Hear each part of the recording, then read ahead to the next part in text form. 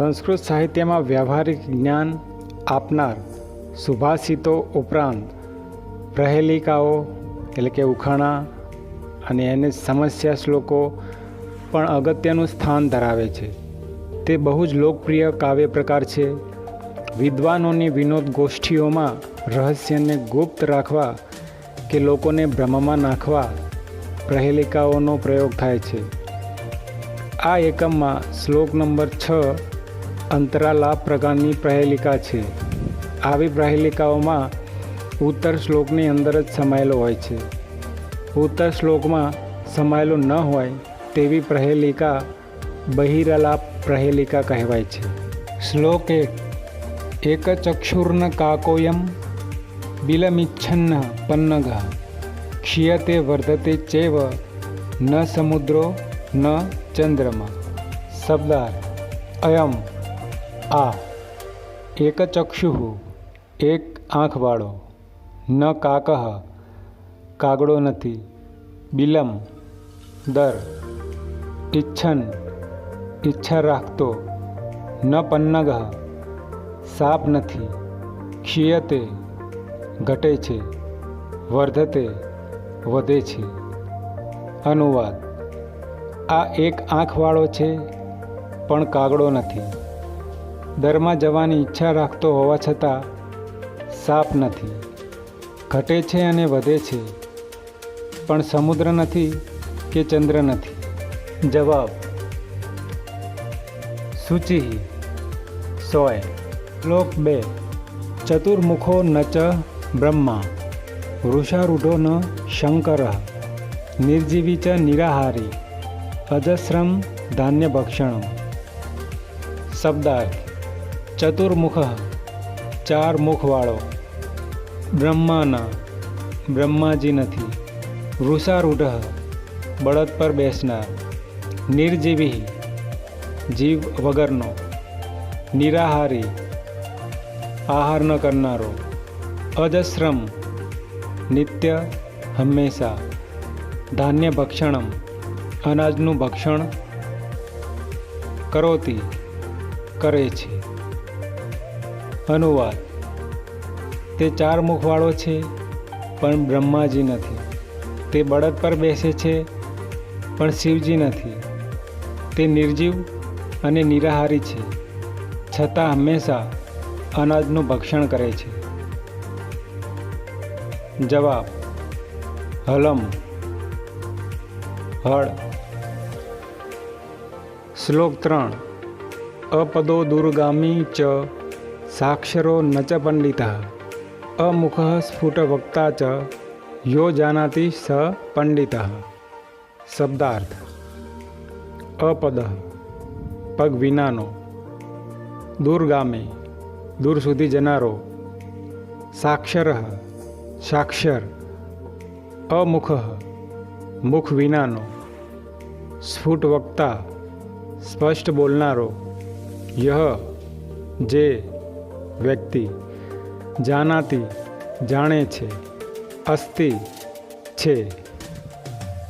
અનુવાદ: તે પગ વિનાનો છે છતાં પણ દૂર સુધી જનારો છે, સાક્ષર છે પણ પંડિત નથી, તે મુખ વિનાનો છે છતાં સ્પષ્ટ બોલનારો છે, જે તેને જાણે છે તે પંડિત છે.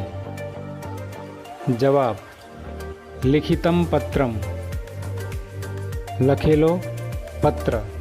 શ્લોક 4 પર્વતાગ્રે રથો યાતિ ભૂમૌ તિષ્ઠતિ સારથિ ચલતિ વાયુ વેગેન પદમેકમ ન ગચ્છતિ.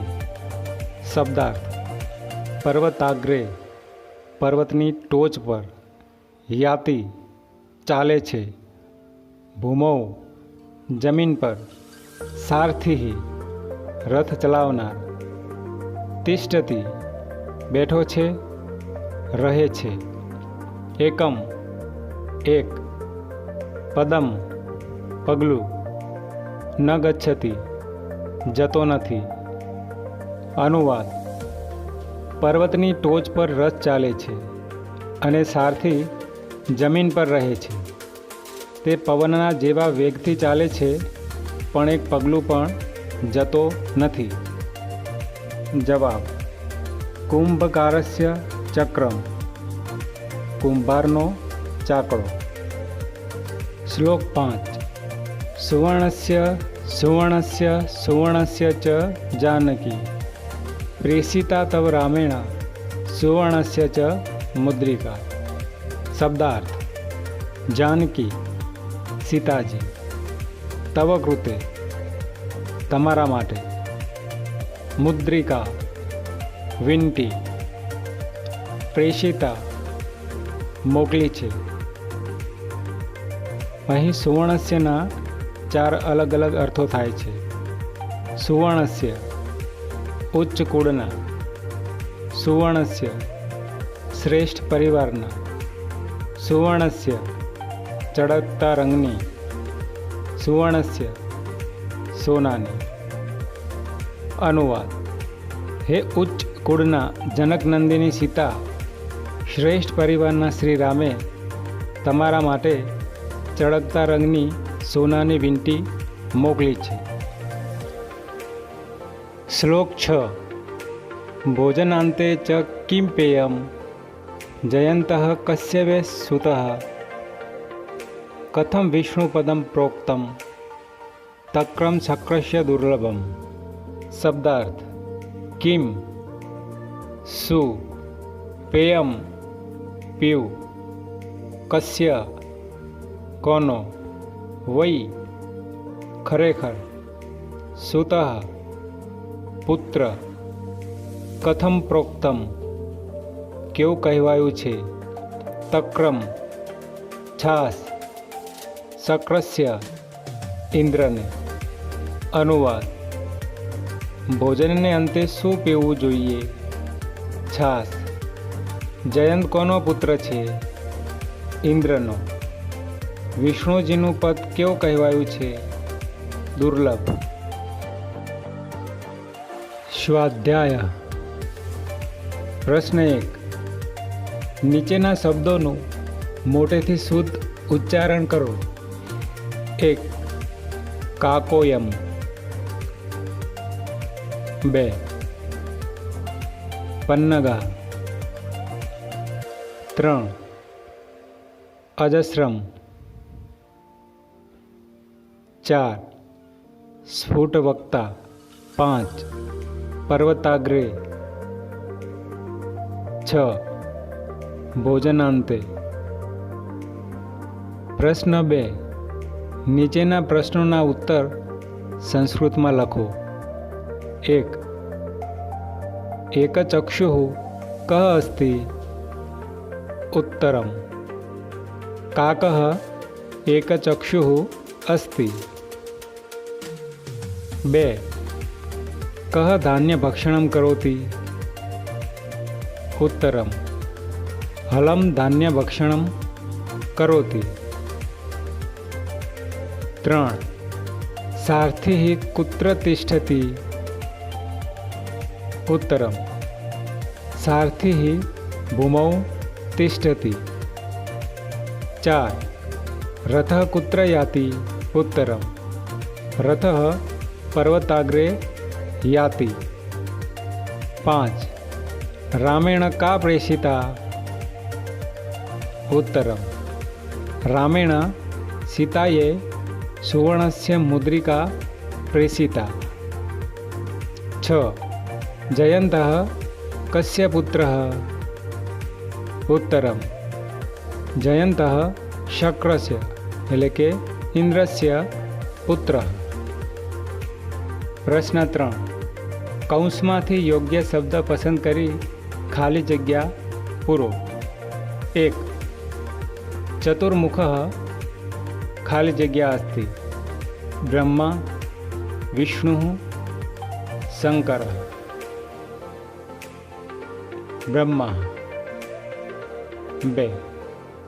ભોજનાંતે ખાલી જગ્યા પેયમ દુગ્ધમ સૂપમ તક્રમ. તક્રમ. 3. अपदः शब्दस्य अर्थः खाली जग्या. शपादः पादरहित पादः पादरहितः।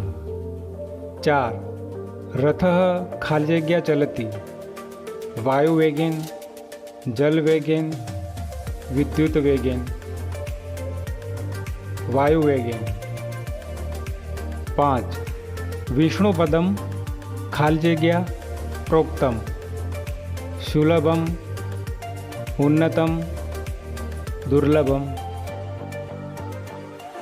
दुर्लभम। 6 शंकरः खाली जग्या अस्ति पर्वतारूढ़ः वृषारूढ़ः वाहनारूढ़ः वृषारूढ़ः। 7 खाली जग्या तिष्ठति सारथिः भूमौ रथे पर्वते भूमौ। 8 खाली जग्या शक्रस्य दुर्लभम अन्नम जलम तक्रम तक्रम। प्रश्न 4 नीचेना श्लोको सुंदर अक्षरे लखो। 1 भोजनान्ते च किं पेयम् जयन्तः कश्यपे सुतः कथं विष्णुपदं प्रोक्तं तक्रम शक्रस्य दुर्लभम। 2 अपदो दुर्गामी च साक्षरो न च पंडितः अमुखः स्फुटवक्ता च यो जानाति स पंडितः। प्रश्न 5 नीचे आपेला गुजराती शब्दों ने संस्कृत में लखो। 1 भोजन बाद भोजनांते। 2 मुख विनानो अमुख। 3 एक डगलू पदम एकम। 4 विंटी मुद्रिका।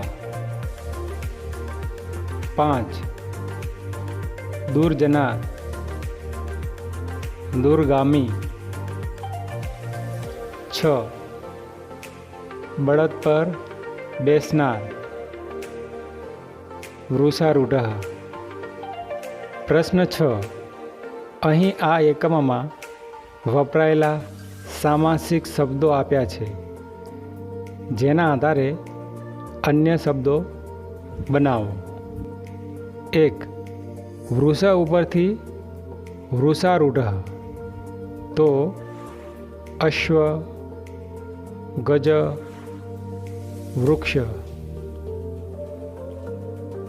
अश्वारूढ़ गजारूढ़ वृक्षारूढ़।